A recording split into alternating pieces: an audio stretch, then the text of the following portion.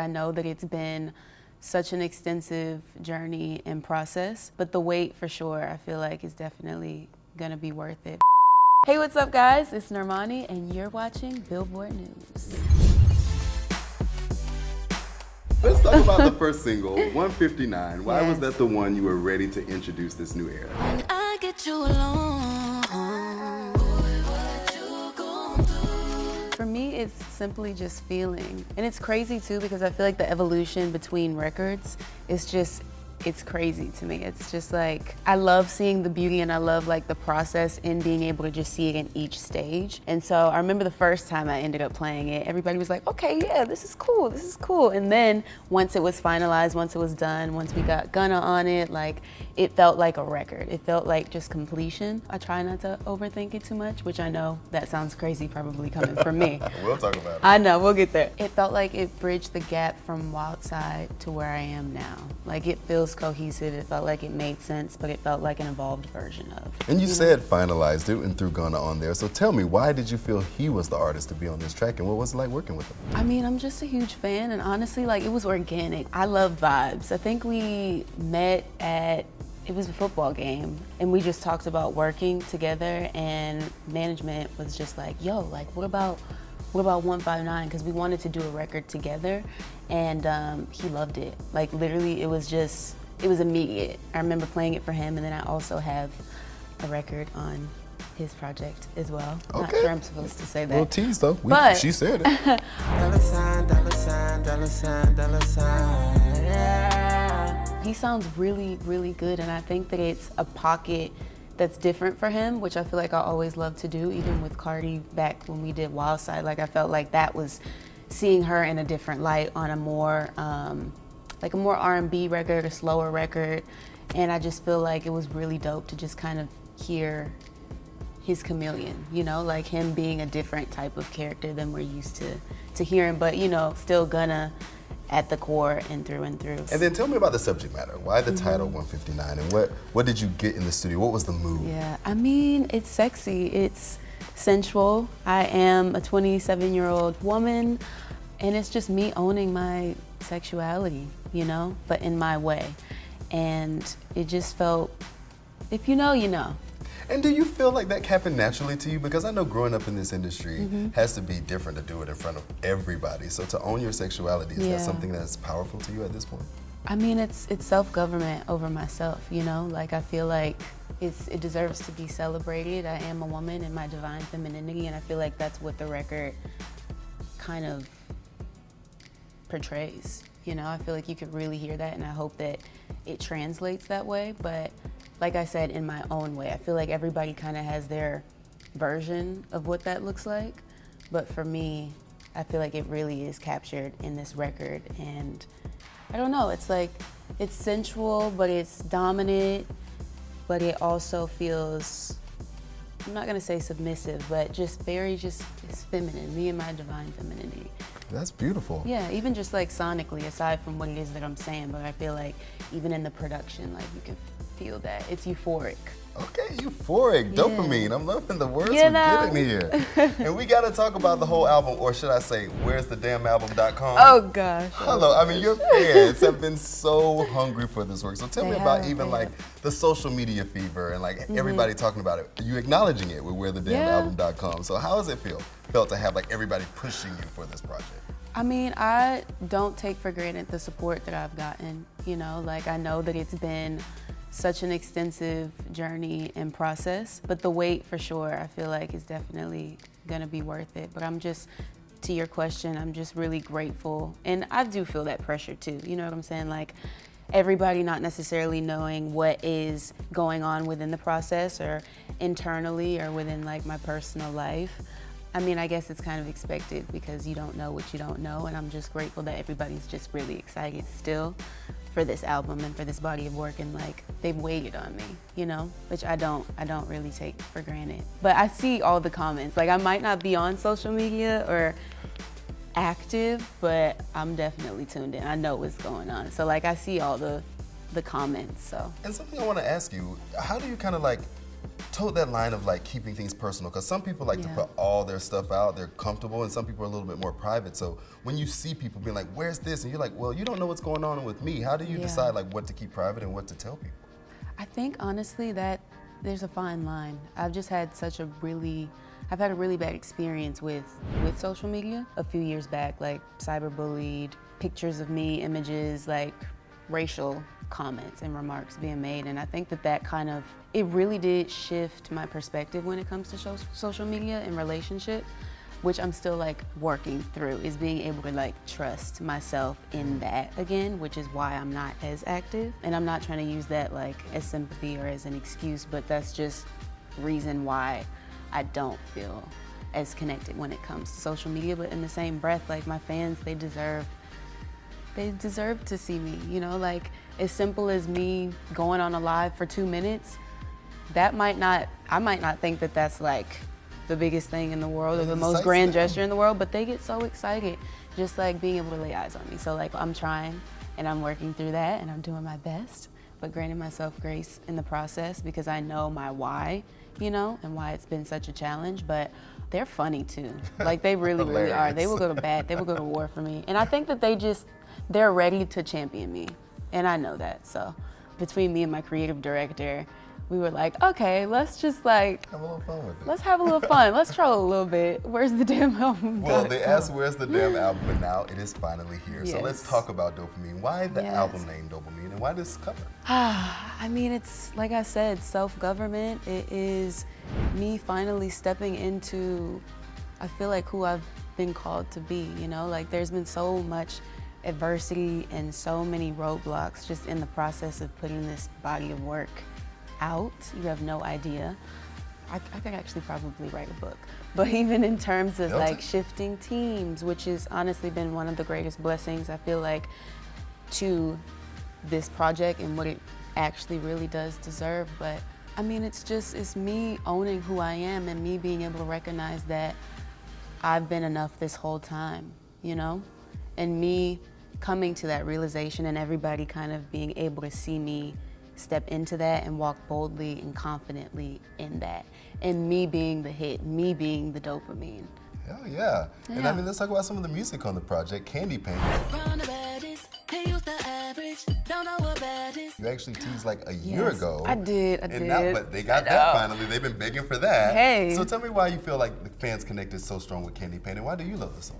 I mean, it's the beat, the production, like as soon as it comes on, you could just, it's infectious. It doesn't sound like, to me, anything that's out right now, but it kind of has that nostalgia. I feel like any record that I'm creating, or whether it's even a visual, I feel like I love the early 2000s. Everybody I feel like knows that, like the late 90s, early 2000s. I'm heavily influenced and inspired by artists during that time, and even just like the sonics and the production. So you're gonna hear that a lot throughout the album, but I know what fans want. Like they wanna see me move.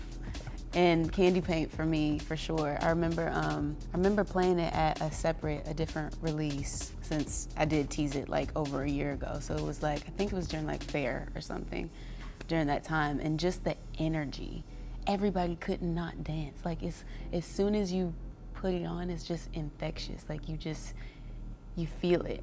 And you talk about, like, obviously fans loving to see you dance. Like, it's such an important part of who you are, choreography and the visuals. So tell me how involved you are with, like, creating and why dancing is so important to you. I mean, dance was my first love, honestly. I think it's as simple as that. Like, I remember being a kid and I would actually be afraid to sing. And dance just came natural for me. Wow. It was my safe space. It was the best form of communication, I feel like, if I wasn't able to put it into words. Like, it was the way that I felt comfortable expressing myself, and I felt like that was just like the truest part of me, which led me into music, which I'm forever grateful for. But I don't know, I'm just like natural born dancer through and through. That's just my bread and butter, and I'm happy when I'm doing that. I feel like I have the most joy, for sure. And when you think about the album as a whole, like what songs do you feel like are you most excited that fans get to hear now, or that represent Dopamine? Ooh, there's a song called Big Boy, which I actually did when I did the live, I posted a snippet of that. There's a record called Lights On that I love. It's I mean, look at this sexy. smile. Tell me why Lights On. Can you feel it on me? I can feel it. I can feel Okay. it. Tell me why you love Lights On so much. I mean, it's really just what I was inspired by. And it reminds me, like the influence, Janet was definitely and still is one of the most influential artists, I think, for me. Come on and touch me. Promise you won't even have an attitude. I let you sit right next to me. She's definitely paved the way, and when I think of the women that I aspire to follow the footsteps of, she's definitely like up there.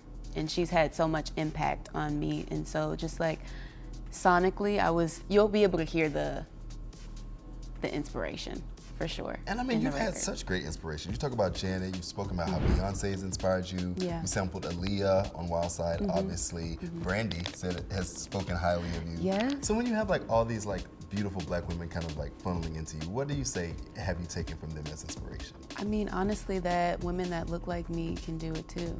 I was one of 3 black kids in a predominantly white school, and so like I think representation for me has always really been important. For me to be able to go home and like watch 106 in Park and be able to see Sierras and B's and Janet's, that's what's important, and that's really what matters, you know, because even if it was a small part of me that said, oh, okay, well, cool, like they're up there, I'm also able to attain and achieve that. Like it's not so out of reach. Especially during that time, I feel like the standard of beautiful, like it wasn't specifically black girls that looked like me. And so for me to be able to see them in that sort of light, it matters, and it definitely counts, you know? And I hope that I'm able to do that for the next generation. Like that's honestly like, that's my why, that's my purpose. But let's throw it all the way back. I want to talk about your journey a little bit and kind of how you've arrived at Dopamine. So let's start with motivation. Because I'ma break it off, let me be your motivation to stay and give it tonight. I've heard from a little birdie that maybe you didn't love motivation. No, I didn't. I honestly, I don't know if it was so much about the song more than it was about like my reason behind not loving it. I was in a girl group and we weren't able to be creative until literally the last album. And so I promised myself, like, if God gives me the opportunity to do this my way, I'm gonna take that seriously, and I'm not gonna take that for granted. Like, I want to put out music that I feel really represents me and that I'm proud of and that I can wholeheartedly champion and stand behind. And do you know? feel like, because you were just talking about like obviously representing blackness and the women that came before you, Yeah. did that play any part in It like definitely- how you felt about motivation? It definitely did. I think even like the day Motivation came out, I definitely struggled with, okay, I know what fan base I come from, right? And I don't want to neglect that. But also, I'm a black girl that also represents an entire community, you know, like, so I definitely struggled with, okay, well, is this black enough? Is this palatable enough? Like, and I had to just kind of remind myself that I'm Normani before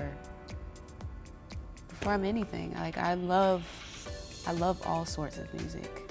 You know, I want to be able to be genreless, and I feel like that's actually like my superpower, and I think that I have to continue to remind myself that, instead of me being the one that limits myself and kind of puts myself in this like box of it either being too much of this or too much of that. Like, I can be all things. You can, know? and I mean, what blows my mind is that like you had those feelings that you were having internally about that song, but like, Yeah.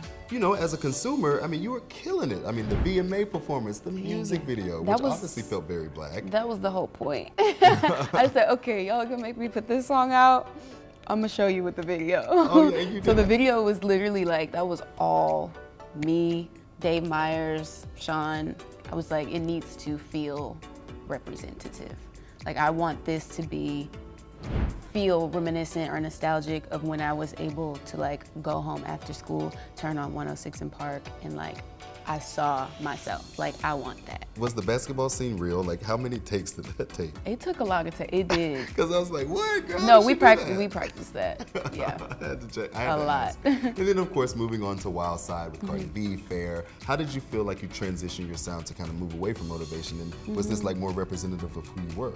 I think Wild Side Fair was kind of like the introduction to what Dopamine is from a sound perspective. Like, I feel like it really took me a moment to figure out what I liked, what I didn't like, and time to just experiment and explore.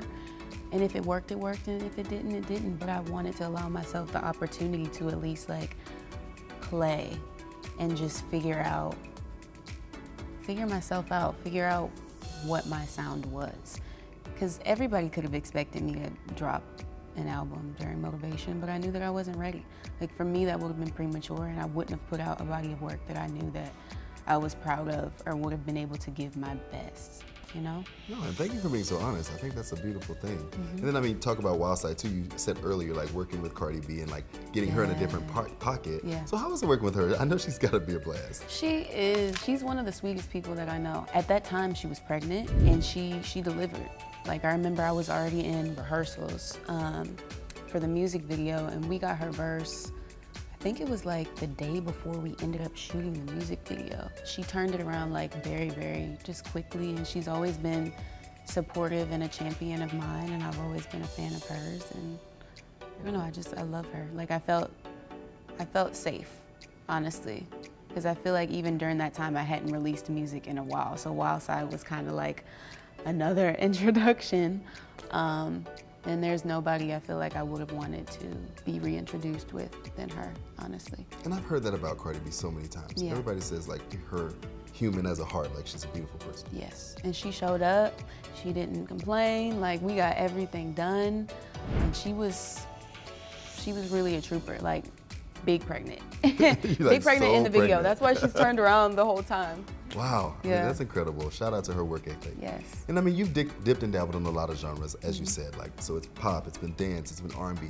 How has that been to take the journey through the genres, and what do you feel like is the most you? See, I can't really say what is the most to me, because I feel like I represent all of those things. Like, I can have a Sam Smith record, but I can have a record like Wild Side with Cardi. Like, I don't want to limit myself. You know, I want to be able to be on all formats simultaneously at the same time. Like, I don't see myself as an R&B artist, a pop artist specifically. Now, challenge you then. What's one, like, you know, Beyonce just dropped a country album. She so did, and what, she did it pretty damn good. Come on now. So what's a genre you think would challenge you if you tried to jump into it? Ooh. Are we gonna I get a feel folk like album? a folk album. Hold up. That sounds like the Normani folk album. Hold up. I Hey. actually, and I'm not just saying this because you just put the project out, but I love country. I do love country music. And probably also, I feel like soft rock, like pop.